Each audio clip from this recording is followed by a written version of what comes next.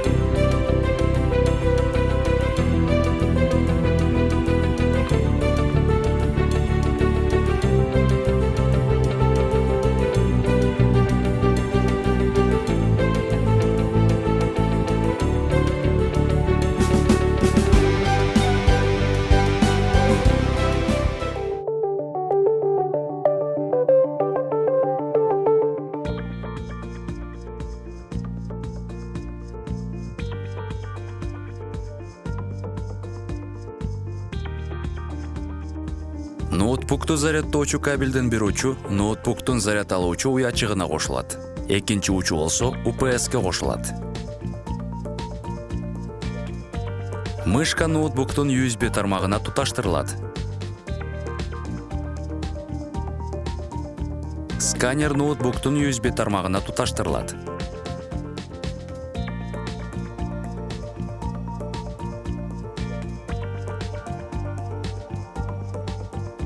Термопринтердин электр кубаттуулугун берүүчү кабелинин бир учу принтердин электр кубаттуулугун алуучу уячыгына туташтырылып, экинчи учу UPS-ке кошулат.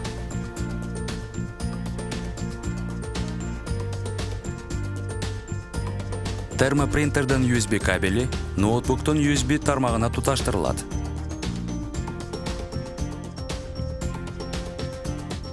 Монитордун электр кабели бир учу монитордун электр кубаттуулугун алуучу уячыгына туташтырылып, экинчи учу UPS-ке кошулат.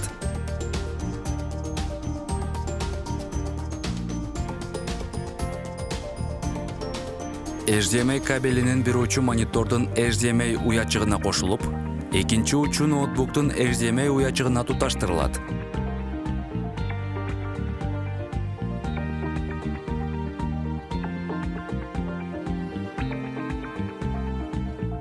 UPS-тин розеткасы жөнөкөй узарткычка кошулат.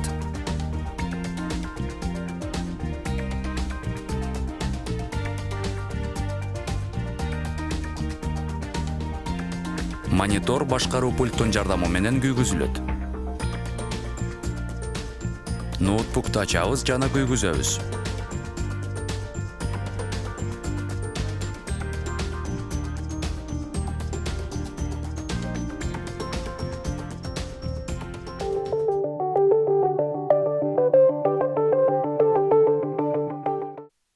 Ноутбукту күйгүзгөн соң экранда терезе пайда болот.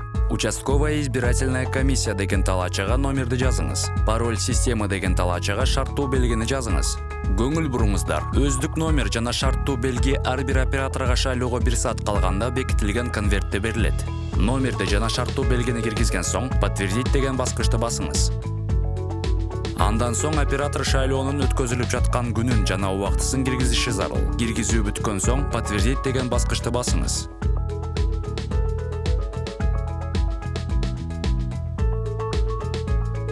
Начать идентификацию баскычын басыңыз. Бармакты сканерлөөнү баштоо үчүн подтвердить деген баскычты басыңыз. Сканерде белги берген жарык күйөт. Бул жарык бармакты сканерге коюуга мүмкүн экендигин көрсөтөт. Сканердеги жарык өчөр замат бармакты сканерден алууга болот. Бул терезе идентификациянын ийгиликтүү өткөндүгүн кабарлайт. Артка кайтуу үчүн вернуться назад баскычын басыңыз. Эгерде экранда кызыл терезе пайда болсо, бул шайлап жаткан адам мурда идентификацияны өткөндүгүн көрсөтөт. Кайрадан өтүү мүмкүн эмес. Көңүл буруңуздар, эгер дал ушул терезе сизде пайда болсо, бул шайлоочуну сканерден идентификациялоо мүмкүн эмес дегенди түшүндүрөт. Сизде сканерлөө үчүн 5 мүмкүнчүлүк болот.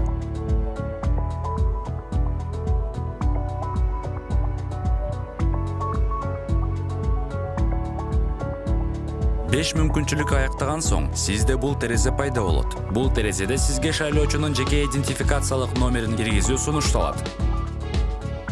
Шайлоочунун жеке идентификациялык номерин киргизиңиз. Киргизүү бүткөн соң, компьютер автоматтык түрдө идентификациялоону ишке ашырат.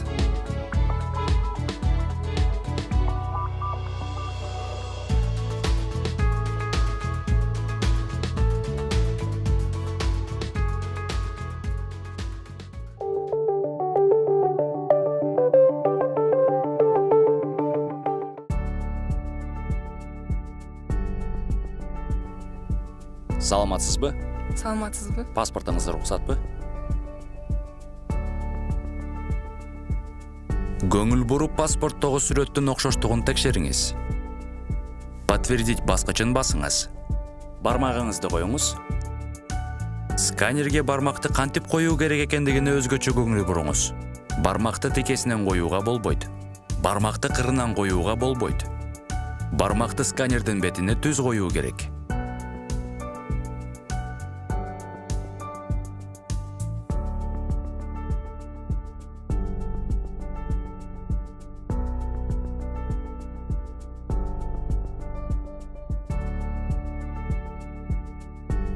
Биринчи чек шайлоочуга берилет. Экинчиси болсо өзүңүздө калат.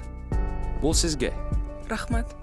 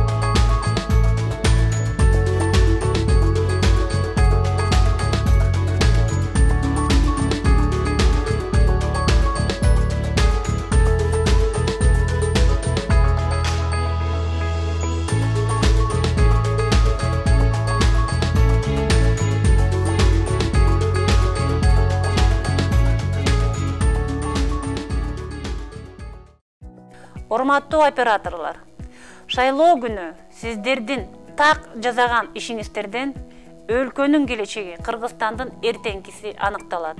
Ошол себептен сиздер ишиңиздерге так, калыс мамиле жасаңыздарды суранам. Сиздердин ишиңиздерге ийгилик каалайм.